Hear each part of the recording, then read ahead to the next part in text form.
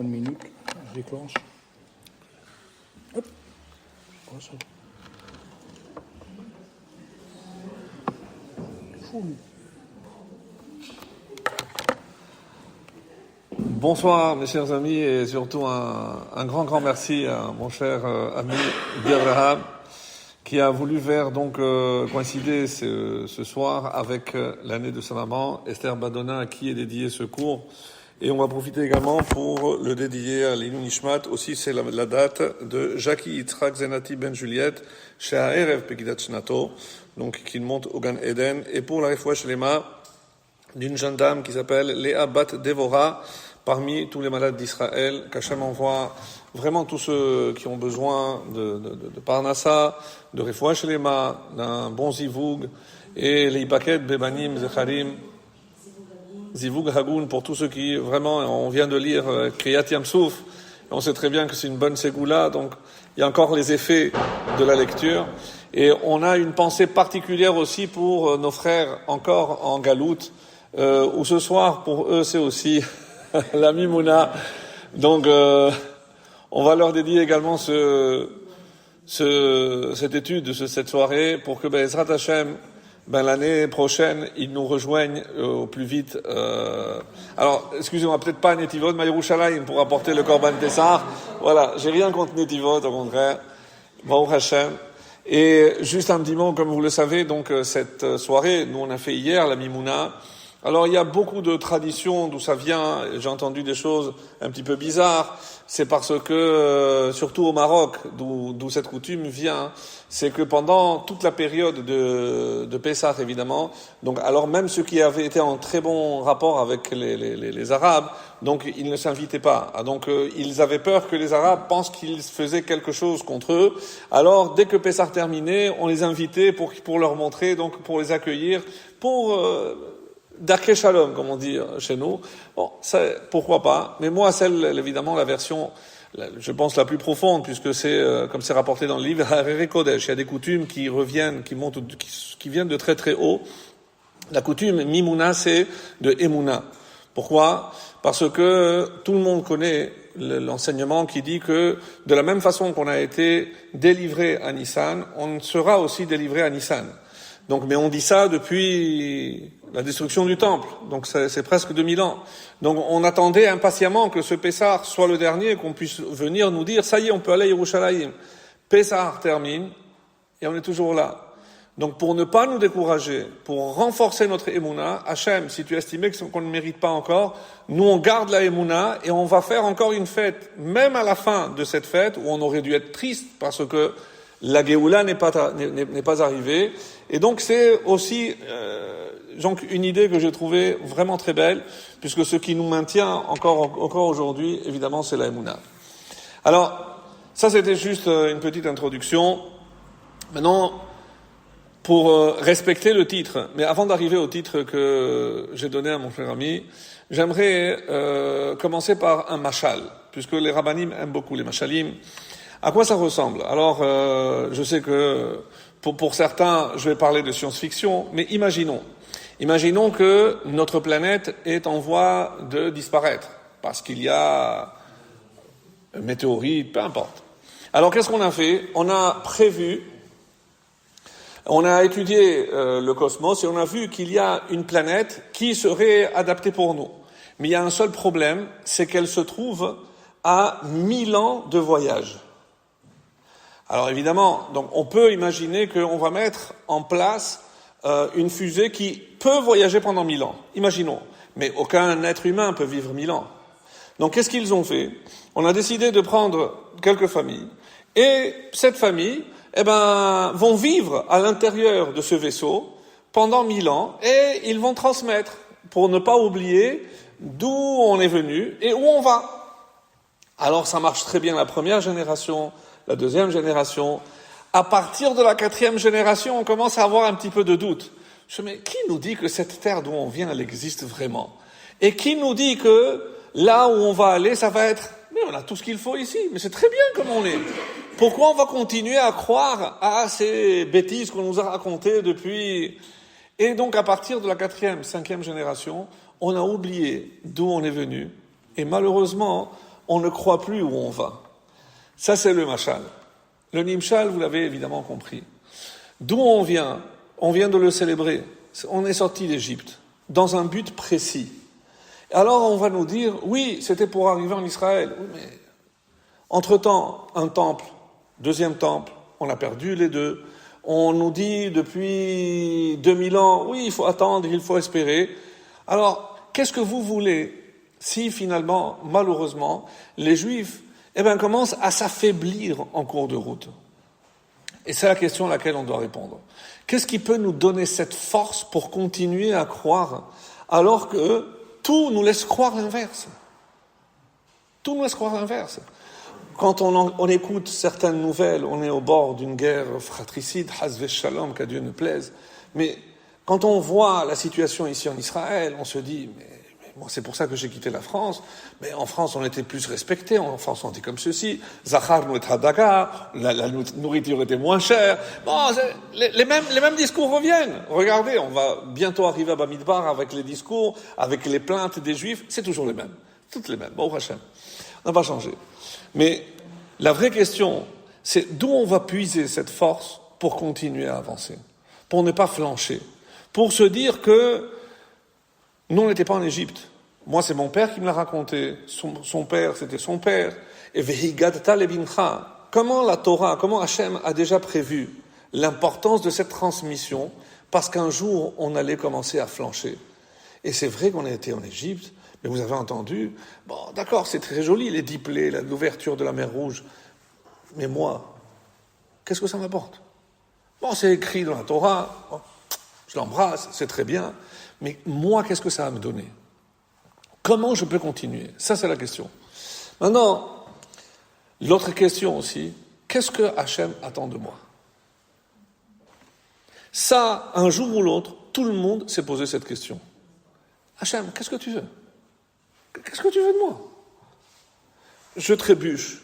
C'est comme le Rav qui racontait, imaginez qu'on vienne, on vous dise, vous savez, j'ai un défi pour vous, je vais faire en sorte que vous puissiez atteindre le plus haut sommet. C'est quoi l'Everest? Alors c'est quoi?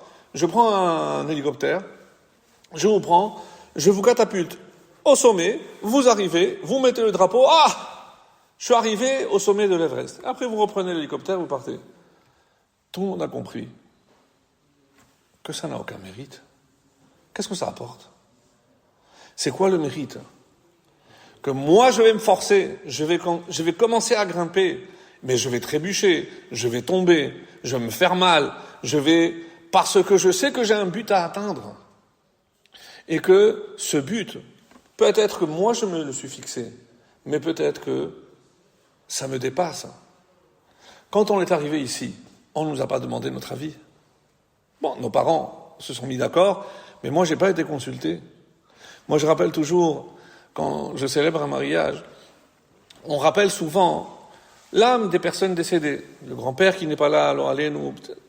J'ai dit oui, c'est vrai que pourquoi, si c'est une joie, pourquoi rappeler maintenant la mémoire d'une personne décédée? C'est sûr que ça va nous faire un peu augmat nefesh, ça va nous faire une tristesse. Oui, mais comme le Zohar nous l'affirme, c'est que le jour du mariage, l'âme descend pour assister à ce mariage. Donc au contraire, c'est une joie de savoir qu'ils sont là. Mais ce que le Zohar aussi précise, c'est que à ce moment-là, il y a d'autres âmes qui descendent. Lesquelles? Les âmes des enfants à naître de ce couple. Parce que ces âmes attendent. Et Hachem leur dit, j'ai un petit secret pour vous. Vous voulez avoir un avant-goût, vous allez arriver, je vais vous montrer vos parents. Et on leur dit, ah non, celle-là, je ne les veux pas. C'est ce qui se passe le jour du mariage. Donc, il y a quelque chose d'exceptionnel.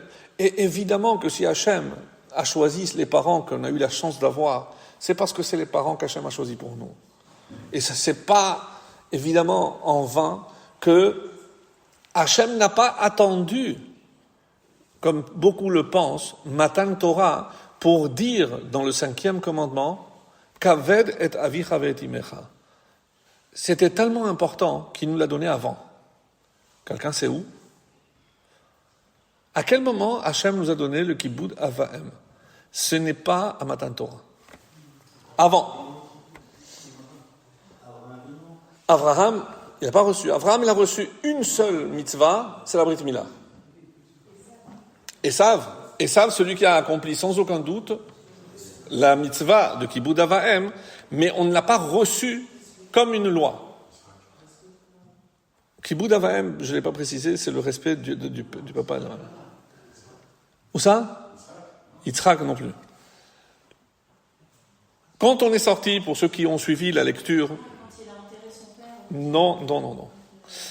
Ce n'est pas clairement dit. C'est pour ça que ça révèle déjà un niveau de connaissance. Baruch. Non mais eux ils jouent pas. Quand on est sorti d'Égypte, le 7e jour, ce qu'on appelle nous chez Ishel Pessah, il y a eu un événement. Lequel? Comment on l'appelle? Keriat Yamsouf. Keria, c'est déchirer. Keriat Yamsouf. Lo alenu, un Avel, qu'est-ce qu'il fait? Il fait aussi la Keria. Pourquoi? Parce que lorsque c'est un même élément, déchirer, ça veut dire que c'est difficile de séparer deux morceaux qui sont collés. Parce que c'est pas fait pour être séparé. L'eau, si vous réfléchissez, comment je peux séparer l'eau? C'est impossible de séparer de l'eau. Je peux même la neige, je peux la terre, mais l'eau, je ne peux pas la couper, je ne peux pas la séparer, c'est impossible. C'est impossible. Alors, au moment où on a terminé la traversée de la mer Rouge, on a fait une shira. Comme la Gemara le dira, c'est la preuve de Triat Hametim, c'est précisément de la shira. Pourquoi? Parce que ceux qui ont fait attention, par quoi commence la shira? Az.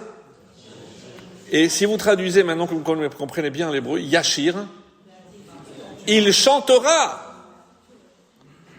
Quand vous regardez les traductions, et c'est pour ça que les Italiens ont raison, c'est une trahison, il y a marqué, alors Moshe chanta. C'est parce qu'il y a écrit. Az Yashir Moshe. Moshe, il chantera. Mais comment il va chanter? Il a chanté. Non, il va chanter. C'est au futur. Donc c'est Triat Hametim. Il va venir, il va chanter avec Ben Israël. On a terminé la traversée de la mer Rouge. On a marché 3 jours. Et on dit que pendant 3 jours... J'arrive. Ah, madame. Aïe. Moi, je croyais que les tivos des gens étaient calmes, étaient patients. 3 jours sans eau, comme ça dit le texte. On a marché 3 jours sans eau. Je ne sais pas si vous voyez l'image.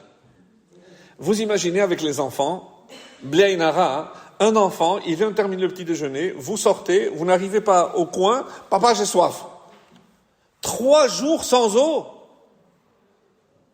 C'est un miracle que personne ne soit plein. Comment ils ont fait? 3 jours sans eau. Bon. Et après, qu'est-ce qu'ils ont trouvé? Une source. Mais il y avait un problème avec cette source. Pourquoi? Les eaux étaient amères. Les eaux, d'où le nom, Mara. Les eaux étaient amères. Alors il a fallu jeter du bois, et on dit et quand on regardait le Midrash, c'est un bois qui contient un liquide que tous les animaux savaient qu'il était mortel, parce qu'il trouait les intestins. Oui, donc c'est quelque chose d'encore plus acide. Et pour nous montrer que même si je jette quelque chose d'acide dans quelque chose d'amer, ça donne quelque chose de doux. Pourquoi? C'est Hachem qui décide. On ne précise pas dans la Torah, juste après, parce que c'est pas lui, où est-ce qu'ils sont arrivés? À un endroit qui s'appelle Elima. Elima. Non, ça s'appelle Elima. Et là-bas, qu'est-ce que la Torah nous dit? Là-bas, qu'est-ce qu'il y avait? 12 sources d'eau, une pour chaque tribu, et 70 palmiers dattiers. Shivaim temarim. Alors Hachem, tu peux pas faire un petit effort? Si déjà, c'était même pas une demi-journée. Alors au lieu de les faire ici souffrir avec de l'eau amère, ramène-les tout de suite à Elima, ils ont de l'eau douce, ils ont chacun, c'est magnifique, avec des dattes, que demande le peuple? Pourquoi il fallait passer par là? T'as compris la question? Si de toutes les façons, c'était pour atteindre un endroit où il y avait, oui, des sources, alors pourquoi d'abord passer par une source où l'eau était amère et donc imbuvable?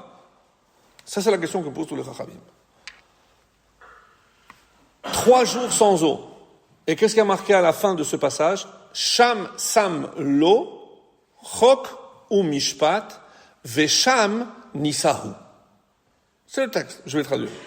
Sham sam lo. Là-bas, il a placé l'eau à lui, au peuple, chok ou mishpat. Il leur a donné un chok et un mishpat.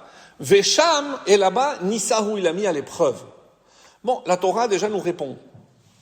Donc, on a eu une épreuve. Mais qu'est-ce qui est étonnant? Qu'est-ce qu'on vient de vivre? D'où on vient? Juste avant les 3 jours où on est arrivé là-bas. Kriyat Yam-Souf. Qu'est-ce qui s'est passé à Kriyat Yam-Souf?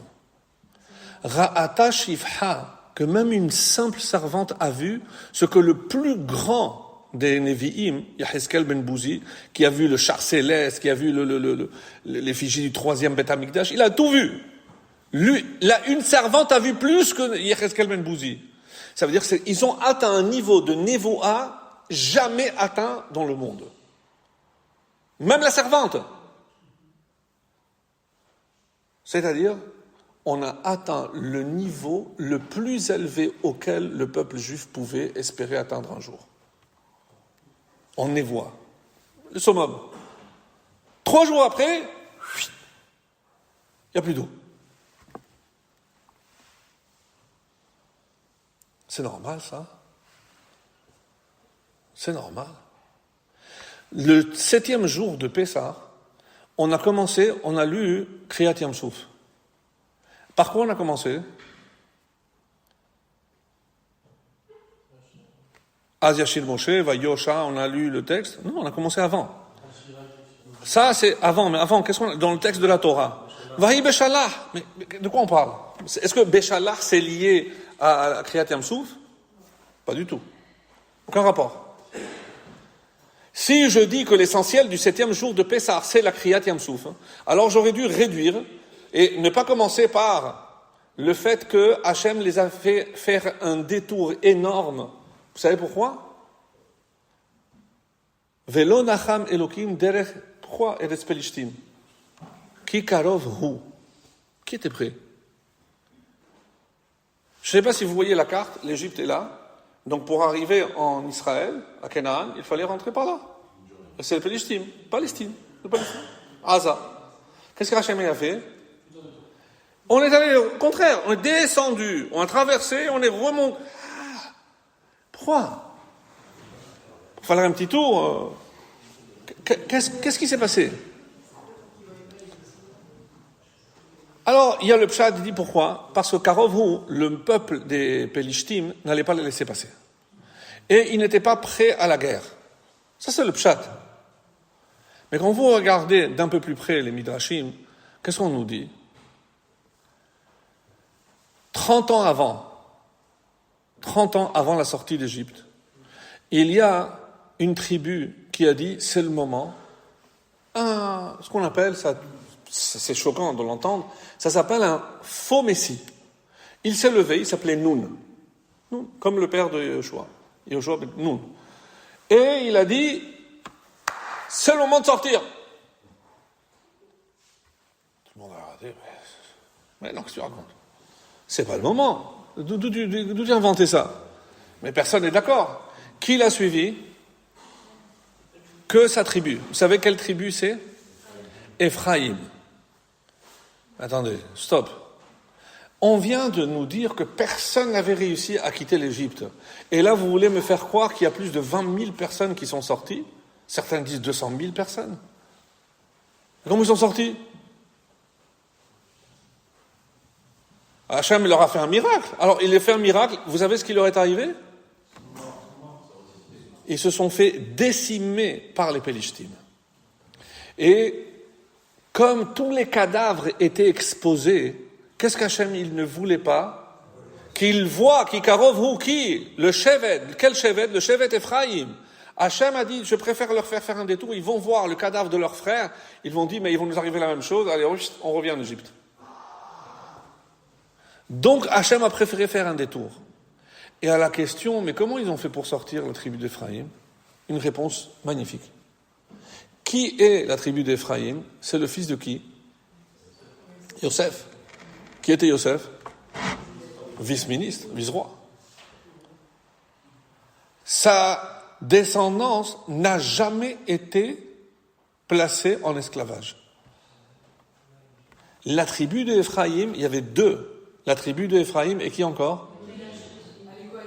La tribu de Lévi. Tribu de Lévi, c'est les religieux. Ça dérange pas les Égyptiens. Bon, ils ont aussi leurs religieux. Tout le monde a leurs religieux. Bon, nous aussi, on a nos prêtres. Vous avez vos prêtres, c'est très bien. Mais tout le monde doit aller servir Dieu. Mais c'est quoi cette religion? La religion, c'est pour les religieux. Mais qu'est-ce qui sortent ces juifs-là maintenant? Tout le monde va être religieux. Ça va pas. Alors, qui va travailler? Mais qui va? C'est pas possible. Ephraïm étaient libres. Et ils sont sortis avec 30 ans d'avance. On a parlé tout à l'heure de Yecheskel ben Bouzi. Il a vu quoi?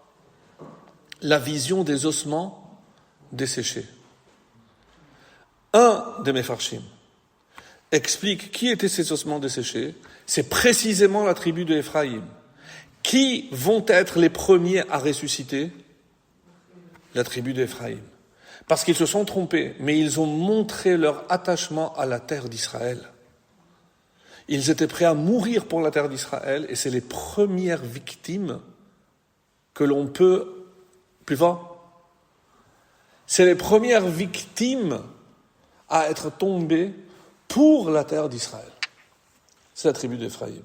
Et ce seront les premiers à ressusciter. Réfléchissez à ça. Je reviens maintenant.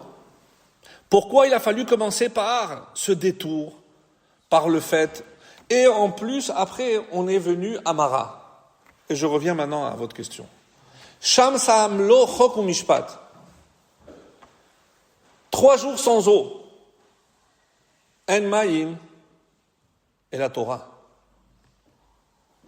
Le peuple juif ne peut pas dépasser 3 jours sans Torah. Vous savez, cette halakha que nous avons jusqu'à aujourd'hui, où on lit la Torah, tout le monde c'est le Shabbat. Mais on fait aussi lundi et jeudi. Si je prends les lettres correspondant au jour de la semaine, Shabbat c'est quel jour? 7e, c'est quelle lettre? Zayin. Lundi, Bet. Et c'est Zayin Bet He. C'est quoi?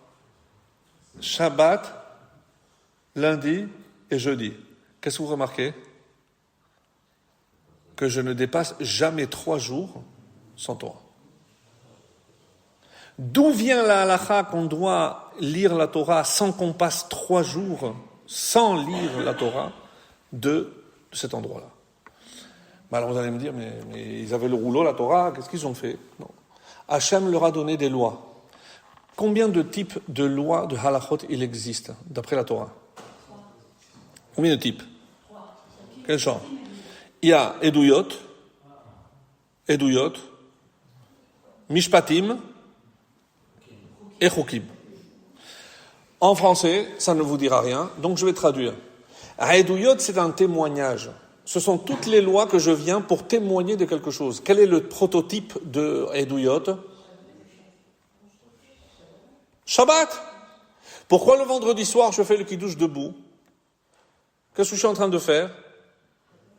Je suis en train de témoigner qu'Hachem a créé le monde en 6 jours et que le 7e il s'est arrêté, moi je m'arrête aussi. Dans les Aseret Adiberot, le Shabbat c'est lequel, combienième? 4e.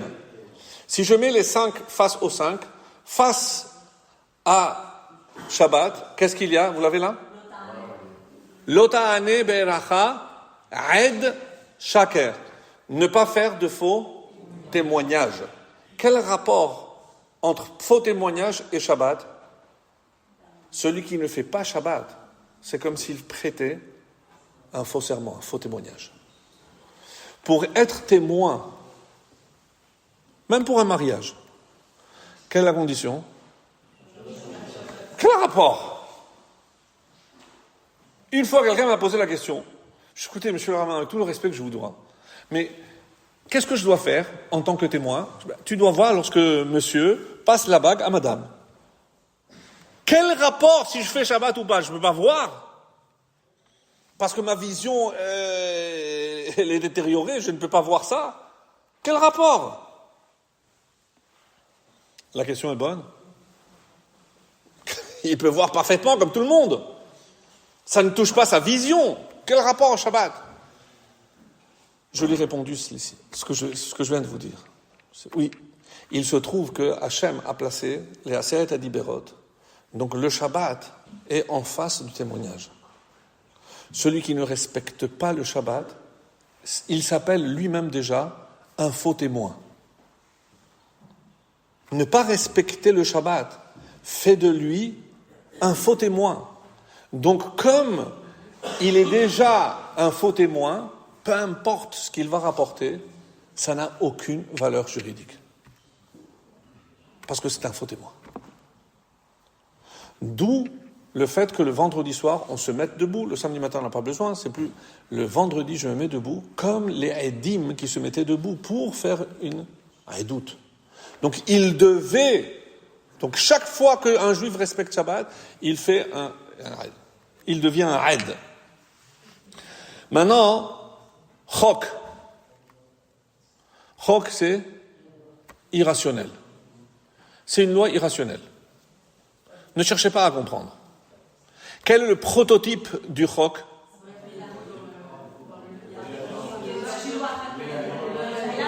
Zot Chukat HaTorah. La vache rousse. Zot Chukat HaTorah. C'est la Torah qui le dit. C'est quoi la Chukat de la Torah? Chok Chakakti ve'en lecha reshut leharher ba. Il y a une règle aussi irrationnelle, aussi illogique qu'elle te paraisse, mais tu n'as pas le droit de la mettre en question. C'est laquelle? Para Adouma. C'est quoi l'aspect irrationnel? Il faut que le Kohen il soit pur. Je prends les cendres, je purifie quelqu'un, et moi je deviens pur. Pourquoi? Parce que Sha'atnez, pour vous, c'est plus logique. Le lin et la laine ensemble, c'est un chok. La viande et le lait.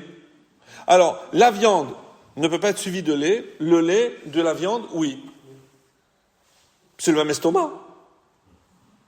Non, la digestion, les dents, ça reste. Bon, d'accord. On m'a expliqué comme ça, d'accord. Ça, c'est para Adouma. Et en tant que... Donc, j'ai déjà Shabbat, et c'est ce qu'on a reçu. Vous regarderez Rashi. On a reçu Shabbat, on a reçu para Adouma, et qu'est-ce qui nous manque? Mishpat. C'est une loi la plus logique qui soit.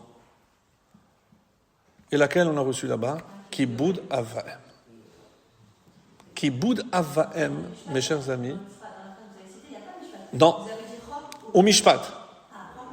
Edout, il n'y a pas. C'est le mot Edout, il n'y a pas. Alors, il y a une machloket. Il y en a qui disent qu'il n'y a pas para Adouma. Il y en a qui disent que Kiboud Avaem, c'est un chol. Bon, il y a plusieurs avis, peu importe. On n'est pas là pour faire la machloket. Il y en a qui disent aussi qu'il y a Mishpatim, c'est les dinim. On a reçu dinim, mais ça, c'est Ben Noach. Donc, du coup, on a reçu 3 plus les 7 de Ben Noach, 10. On a reçu un tamtzit, un résumé des 10 commandements à travers ces 10. Autrement dit, à Mara, on a commencé Ma'amad al-Sinaï. C'est ça ce que je suis en train de dire. À Mara, on n'a pas attendu d'arriver jusqu'au Sinaï, on a commencé déjà à avoir un aperçu de ce que c'était la Torah. Quand on arrive au Sinaï, Vahi Bachodesh HaShelishi, le troisième mois, on dit que Moshe il est monté. Vous regardez les psukim. Moshe il monte et Hachem il l'appelle. Tous les commentateurs sautent. Je ne comprends pas. Qu'est-ce qu'il y a d'anormal? Regardez comment commence le livre de Vaïkra. Vaïkra, el Moshe. Dieu l'appelle et lui il répond. Moshe a commencé à monter avant que Dieu ne l'appelle. Tous les commentateurs sautent. Qu'est-ce qui s'est passé ici? Pourquoi c'est bizarre? Alors, on va commencer à répondre à quelques questions.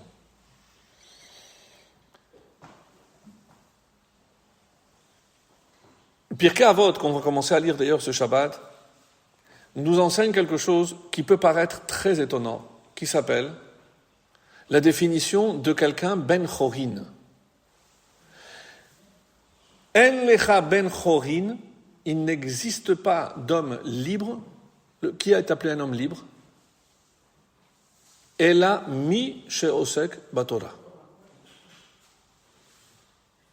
Qui est considéré comme un être libre? Celui qui s'occupe de Torah.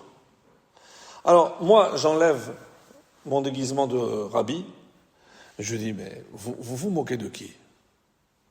Vous voulez me faire croire que celui qui est libre, c'est celui qui fait la Torah? Il peut manger ce qu'il veut. Il peut se marier avec qui il veut. Il peut aller fréquenter qui il veut. Vous rigolez? Ça, c'est ce que vous appelez, vous, quelqu'un de libre? Vous vous moquez de qui? C'est pour donner bonne conscience, peut-être. Mais vous rigolez. Ne l'appelez pas ça un homme libre. Non, comme ça vous dit. Non, qu'est-ce que c'est un être libre? Parce qu'il il fait pas ce qu'il veut. Il fait ce qu'il doit faire. Il a des obligations. Et ça vous dérange pas, quoi? Ça vous dérange pas? Si je suis libre, si je ne fais pas Shabbat, on me laissera tranquille si je ne fais pas Shabbat? Eh bien, vive la liberté. Chayav mita, passible de la peine de mort si je ne fais pas Shabbat, et vous croyez que c'est ça la liberté? Non, vous vous moquez de qui, là? Vous êtes sérieux? C'est bizarre, quand même. C'est bizarre. Vous savez, même l'homme qui croit être libre, il est forcément soumis à des contraintes. Tout être humain est soumis à des contraintes. De quel type de contraintes on peut parler s'agissant d'un être humain? D'après vous, la première de toutes les contraintes à laquelle un homme est forcément soumis, qu'il le veuille ou non. Manger? Biologique. Donc, c'est quelle la dimension physique? Je suis fatigué, j'ai faim, le corps a ses besoins qu'il faut que j'assouvisse. Donc, obligatoirement, il y a déjà la dimension physique. Très bien, on est d'accord sur ça. Hal'a. Morale, la conscience. Qui dicte la conscience? La morale. Comme vous dites.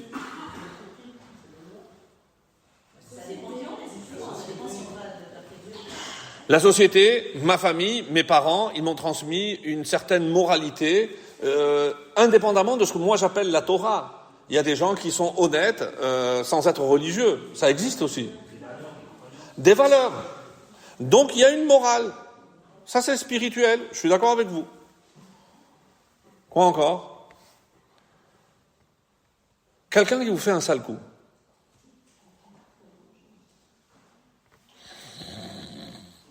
Ça monte. Vous entendez, lo allez-nous, une triste nouvelle. Vous continuez normalement? Évidemment que non. Qui, sur cette planète, quel juif va rester indifférent lorsqu'il va entendre qu'il y a une maman et ses 2 filles? Qui? Impossible. Ça n'existe pas. Donc, c'est quoi cette contrainte? Comment on l'appelle? Émotionnelle. Émotionnelle. On peut pas. Même si j'avais envie de faire certaines choses, j'entends un truc pareil, ça coupe les jambes. Ça coupe les jambes. La rage, tout ce que vous voulez, la tristesse, la révolte, tout ce que vous voulez. C'est émotionnel. Ensuite, il y a... Vous avez reçu une certaine éducation. Je ne parle pas maintenant de morale. Mais il y a ce qu'on appelle une contrainte intellectuelle. vous avez votre façon de réfléchir, votre façon de voir le monde, qui vous est venue par des croyances, par une éducation, par une certaine culture. On a la culture française, qu'on le veuille ou non, avec ses bons aspects, ses moins bons aspects, tout ce que vous voulez. Donc si je résume, écoutez bien, il y a la contrainte physique, la contrainte émotionnelle, je les donne dans l'ordre, la contrainte intellectuelle et la contrainte morale ou spirituelle. 4. Qu'est-ce que je viens de citer ? D'une certaine façon, oui. Bavel, Babylone, Parasémadaï, émotionnel, intellectuel, Yavan, la Grèce, et on est dans laquelle ? Édom, c'est laquelle ? La morale et spirituelle.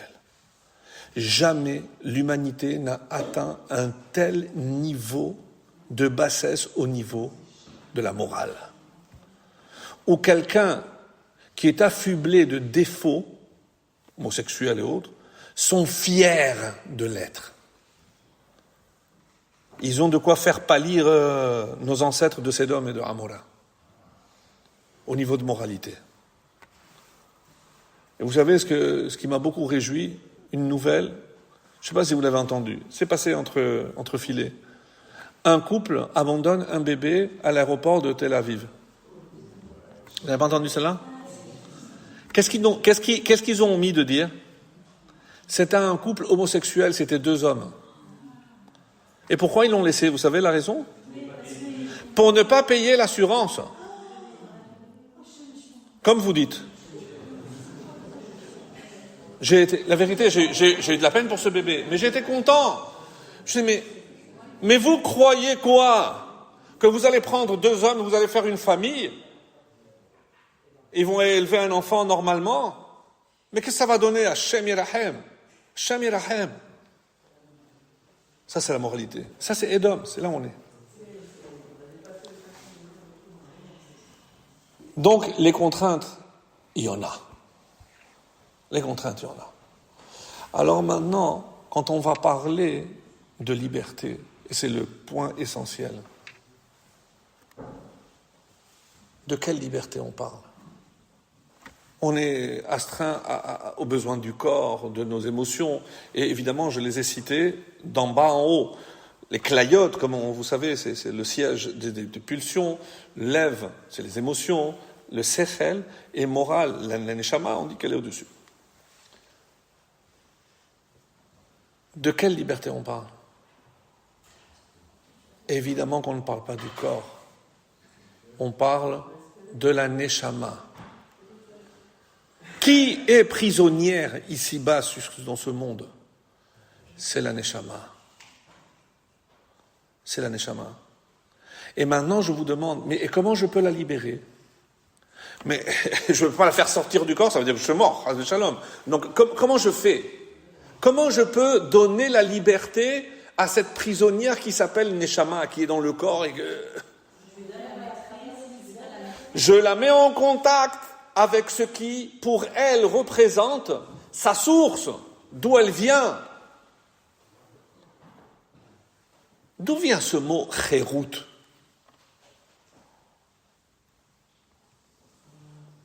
Le chérout. Quand j'ai dit tout à l'heure « En lecha ben chorin et la mishosek batorah » et quelle est la preuve ? Parce qu'on apporte la preuve de Matan Torah. En parlant de l'écriture, qu'est-ce qui a marqué ? Charut à la luchot. Charut, pas du tout. Elles étaient gravées. Charut à la luchot. Et on dit al tikre charut et la cherut. Bon, à quoi ils jouent les chachamim ? À changer les voyelles. Qu'est-ce qu'ils veulent nous faire comprendre ?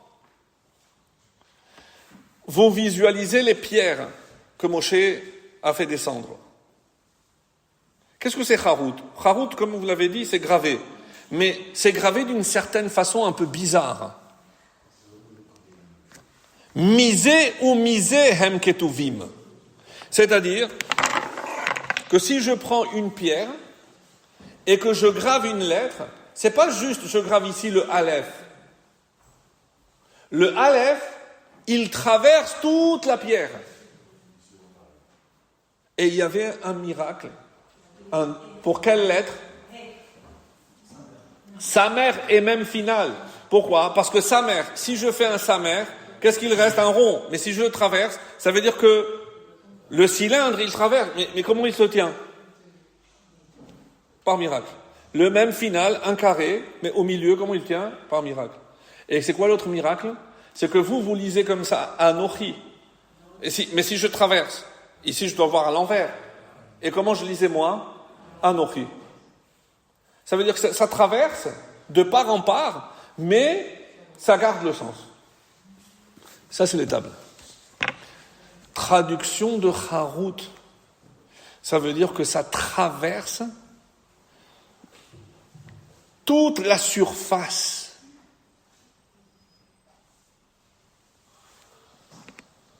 Qu'est-ce qu'elle a besoin? De quoi elle a besoin l'âme? De créer un contact qui traverse tout l'espace et qui unit mon âme ici-bas avec la source de la Kedusha qui est là-haut. Ça, c'est Harut. D'où vient ce mot? Gravé, ça veut dire qui traverse. Mais ça doit traverser un espace. Oui. Parce que c'est comme ça que je maintiens le contact entre la Neshama ici-bas et la source qui est là-haut. Elle est connectée en permanence. Par quoi je connecte? Je crée un contact, un lien. En hébreu, tzavta, ça donnera le mot mitzvah. Tzavta, c'est qui est relié à. Chaque fois qu'un juif fait une mitzvah, il connecte sa neshama avec la source. Et c'est comme ça qu'elle est libre. Vous comprenez maintenant? En lecha ben chorin elami sheosek batorah. Qui est quelqu'un vraiment libre? Celui qui a compris quelle est la source de la liberté et qui va octroyer à sa neshama la vraie liberté qui lui permettra de vouloir rester ici-bas. Imaginez, lo alenu, comment doit se sentir cette neshama qui ne fait pas de mitzvot.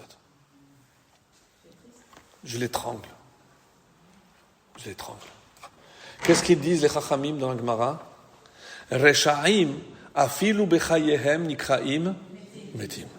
Vous avez tout compris. Un rachat, qu'est-ce que c'est un rachat? Celui qui n'a pas compris ce message, celui qui ne fait pas des mitzvot. Donc même de son vivant, il est appelé mort. Il est vivant, il travaille, il gagne de l'argent. Pourquoi mort? De la même façon, quand on parle de libre, de quoi on parle? On parle de sa neshama est morte, il l'a étouffée. Et tzaddikim, afilu bemitatam, nikraim chayim. On comprend tout. On a tout compris. Maintenant, quelque chose qui va vous surprendre. Qui est le premier à avoir fait Chilul Hashem? D'abord, qu'est-ce que c'est Chilul? Non, je ne demande pas une traduction. Qu'est-ce que c'est Halal?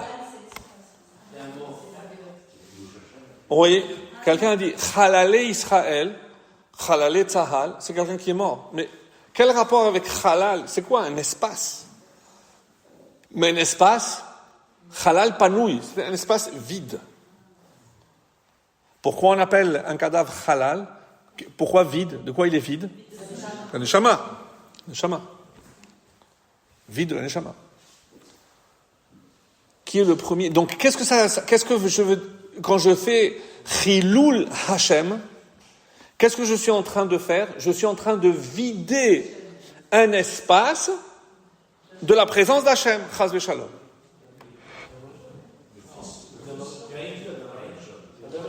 Je vous ai dit que ça allait vous surprendre. En tout cas, Bli Ain Hara, pour ce kahal extraordinaire de Netivot, mais vous êtes largement à la hauteur. Parce que les réponses sont exceptionnelles, mais c'est pas celle que j'attends. Parce que... non, en plus c'est vrai. Le Mekoshesh Etzim, c'est vrai. Tout ce que vous avez dit, c'est vrai. Mais la réponse est tellement choquante.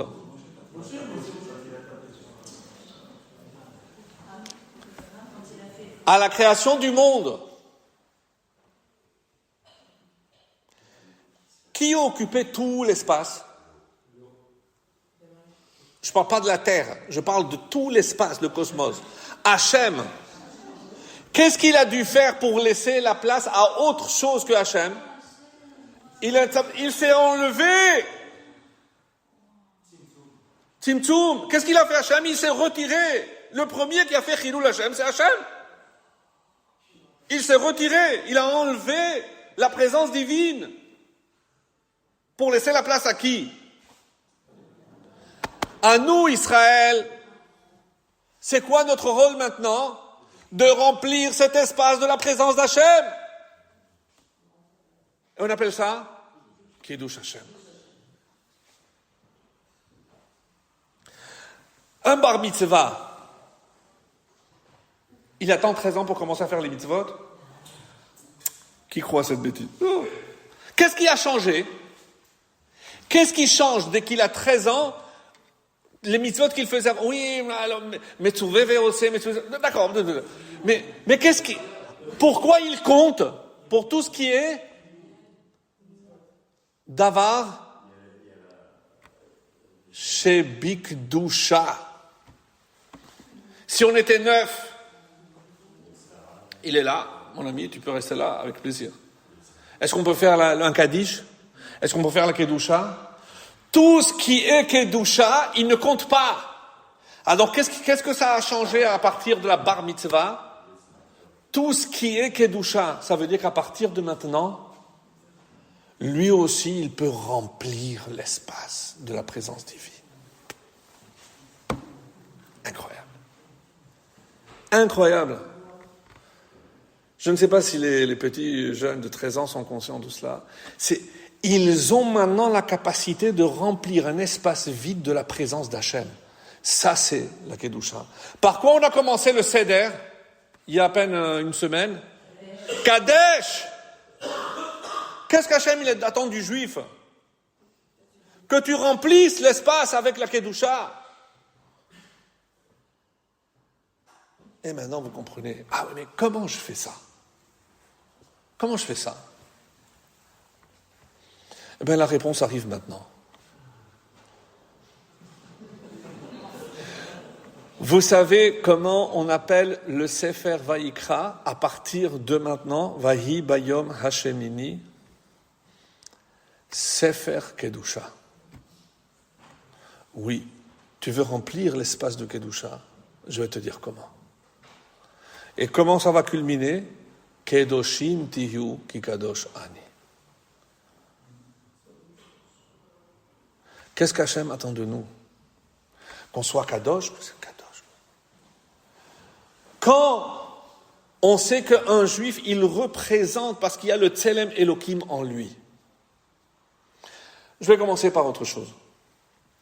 Vous savez, d'après le Harizal, d'après la Kabbalah, lorsque je prends un fruit et je fais une bracha, qu'est-ce que je suis en train de faire?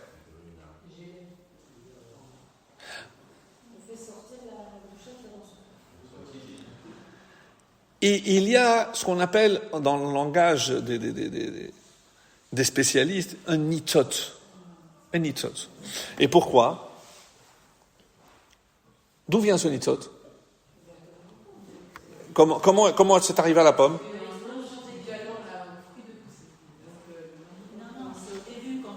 Chez Hakol Nihya Bidvaro, qui lo ala lechem levado yichye adam, ela al kol motzapi Hashem, tout ce qui sort de la bouche d'Hachem. C'est-à-dire que dans ce fruit, il y a ce nitzot, qui est sorti au moment où Dieu a dit que la pomme soit. Alors la pomme a été. Donc il y a que le Harizal, avant de boire un verre d'eau, il mettait 30 minutes. Il vérifiait, il filtrait l'eau. Il regardait jusqu'à qu'il rentre en contact avec la parole qui avait créé l'eau. Et à ce moment-là, il buvait. On n'est pas à ce niveau-là. Pas à ce niveau-là. C'est bientôt la Iloula de Rabbi Haim Vital. C'était son élève.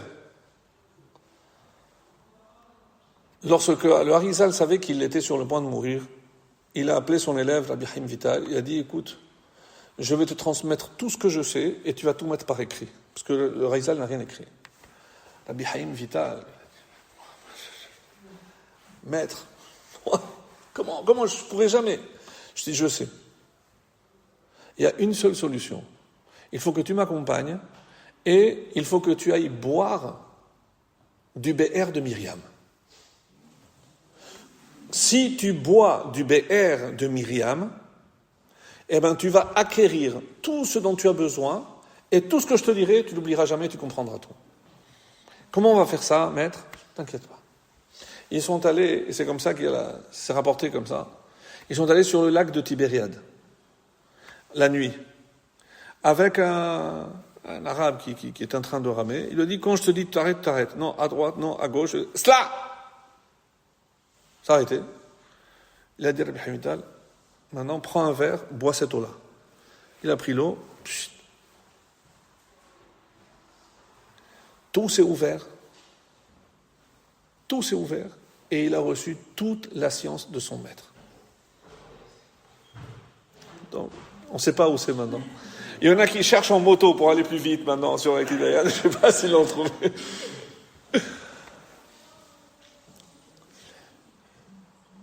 Qu'est-ce que je fais avec cette étincelle, ce nitzot d'Hachem? Je nourris mon âme. Je nourris mon âme. Le corps va prendre la partie physique et la neshama va prendre la partie spirituelle. C'est la lumière, l'étincelle d'Hachem. Qu'est-ce qui sur terre contient la plus grande lumière divine qui soit ici sur terre? L'orange, le raisin.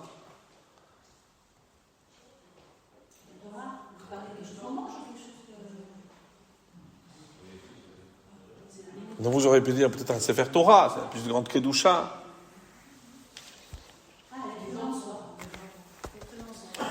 L'homme. Je dis que l'homme, il a une partie d'Hachem. Mais j'ai un problème. Pourquoi? Lorsque cette personne disparaît, elle meurt. Comment je remplace le vide que la Neshama occupait ici sur terre? C'était quelque chose de kadosh qui n'est plus là.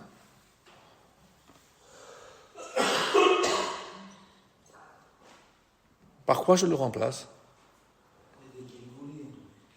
Sans rentrer là-dedans. Qu'est-ce que je dis? Yidgadal ve yidkadash shemeh rabba. Les gens qui ne comprennent rien pensent que le Kaddish, c'est la prière des morts. Lisez la traduction, c'est une louange comme il n'en existe pas deux d'Hachem. Que son nom soit agrandi. Mais pourquoi c'est l'endeuillé qui récite? Parce que par la récitation du Kaddish, il remplace la Kedusha de la Neshama par le Kaddish, qui est aussi une manière de remplir cet espace de la présence divine. C'est ça le Kaddish. Et c'est pour ça que il faut avoir 13 ans pour pouvoir remplir cet espace. Il faut pouvoir remplir l'espace de Kedusha. Ça, c'est 13 ans. Et ça, c'est le Kaddish. La vraie réponse du Kaddish. Donc, quand on est sorti d'Égypte, et je vais terminer avec cette idée, après si vous avez des questions, avec grand plaisir. On a dit, pourquoi Moshe est monté avant que Dieu l'appelle? Pirkei Avot, que nous allons lire bientôt, il y a un enseignement de Rabbi Yossi ben Ezer, Ish Treda. Iye betecha bet va'ad lachachamim. Que ta maison soit un lieu de rencontre, va'ad lachachamim, pour des sages. Pour que ta maison soit toujours remplie de kedusha. Le Ben Ishra, il nous révèle quelque chose de très beau. Les initiales bet va'ad lechachamim, c'est quoi? Bet vav lamed. En hébreu, boule. Boule. C'est exactement quelque chose. Qu'est-ce que ça vous dit rien, le bet et le lamed?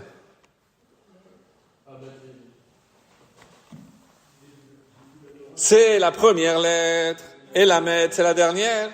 Et dans la paracha de cette semaine, kol holech al gahon, tous les animaux qui marchent sur le ventre, gahon, qu'est-ce que vous allez voir? Le vav de gahon est plus grand. Qu'est-ce qui a marqué là-bas en petit?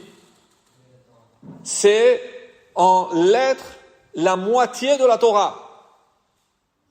Ça veut dire que le vav, c'est la lettre médiane. Bet, c'est la première, lamed, c'est la dernière. Que ta maison soit toujours remplie de Torah. Ça, c'est Bet Vav. Et il rajoute, Veheve shote betzama et divrehem. Et bois leurs paroles avec betzama, avec soif. Qu'est-ce que ça veut dire avec soif?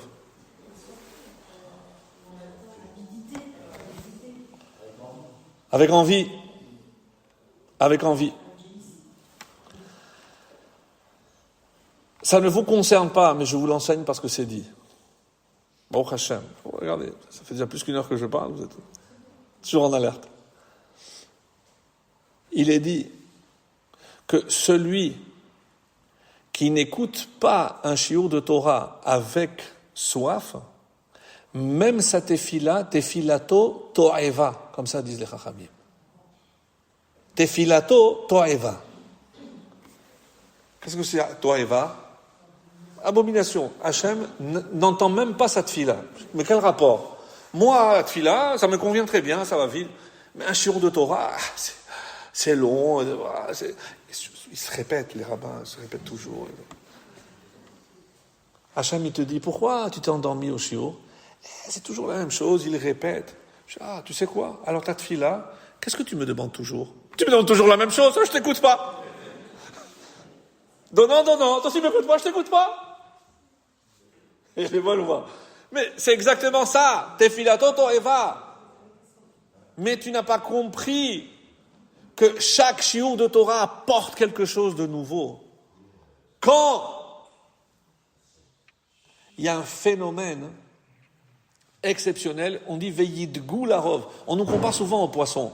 Est-ce que vous savez quel est le phénomène des poissons? Dans quoi ils vivent? Dans l'eau. Et qu'est-ce qu'ils font lorsqu'il pleut? Ils vont vers la surface en ouvrant la bouche pour prendre... Mais vous avez de l'eau, qu'est-ce que vous cherchez? Vous avez de l'eau. Vous avez déjà de l'eau, qu'est-ce que vous cherchez? Ils ont perdu la boule, les pauvres. Mais vous avez déjà de l'eau. Ils sont venus rien que pour nous enseigner, voilà comment je veux que vous étudiez la Torah. Avec la bouche ouverte. Ah, qu'est-ce que c'est beau. Ah, je veux encore. Ça, c'est un shiur de Torah. Et c'est ça les poissons. C'est ça les poissons. Pour conclure, le peuple juif est allé voir Moshe. Moshe, tu nous as dit qu'on allait recevoir la Torah. On est impatient. Qu'est-ce qu'il a fait Moshe? Il est monté. Il n'a pas attendu qu'Hachem l'appelle. Pourquoi? Pour montrer Hachem, je suis envoyé parce que le peuple est impatient. Le peuple est impatient. C'est quoi la condition pour recevoir la Torah? On a commencé le Homer, on a déjà dépassé une semaine. C'est nous préparer. Mais qu'est-ce qu'on prépare? On prépare le Kéli. Parce que tout le monde comprend que si on a comparé la Torah à l'eau, c'est comme un Kéli. Mais si je veux recevoir de l'eau, qu'est-ce que je dois vérifier? Que le Kéli n'ait pas des fissures. Donc je dois tout arranger avant. Comme ça, lorsque le moment arrivera de recevoir l'eau, je ne perdrai pas une goutte. Mais c'est un travail qui va prendre 49 jours. Ça va prendre 49 jours. Et ce travail exceptionnel du Homer, c'est quoi?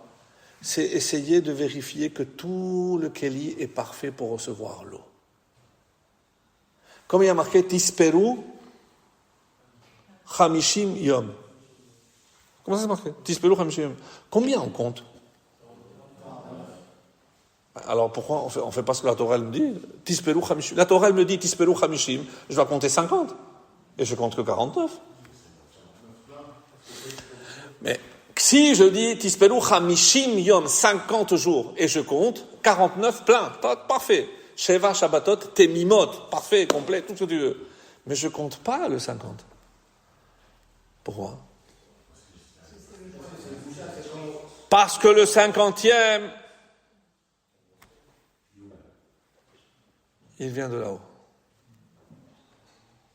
Moi, je peux arriver à 49. Le 50e, il vient d'en haut. Celui qui s'est préparé, il y a marqué dans la Torah comme ça, Ubelev kol chacham lev natati chochma. Si je traduis, ça veut rien dire. Je vais traduire. Et dans le cœur de tout sage de cœur, j'ai donné la chochma. C'est très bien. Qui est celui qui a reçu la plus grande chochma de toutes les chochmot? On l'a entendu tout à l'heure, Shlomo HaMelech. Comment Dieu lui est apparu? Dans un rêve. Dans un rêve. Et il lui a dit, mon cher Shlomo, j'ai un cadeau pour toi. Qu'est-ce que tu veux? La richesse. Qu'est-ce qu'il lui a dit? Lev Chacham. Je veux l'intelligence. Fait, non seulement je vais te donner l'intelligence, je vais tout donner. Et il a tout reçu. Moi, ma question est simple. On dit, Ubelev kol chacham lev natati chochma. Il y a ici quelqu'un qui ne veut pas la chochma? Je demande. Quelqu'un dit, non, moi la chochma, moi je préfère rester bête, comme ça je suis tranquille. Quelqu'un va refuser la chochma? Non. Mais qu'est-ce qu'il faut? Chacham lev. Alors, explique-moi comment je suis chacham lev pour que tu me donnes la chochma. Comment on devient chacham lev? Parce que si on sait ce que c'est un chacham lev, alors on reçoit la chochma. Alors ça c'est kedaï. Ça vaut le coup de savoir comment j'atteins la chochmat lev. Vous savez ce que c'est? C'est celui qui désire la chochma. Il est chacham lev.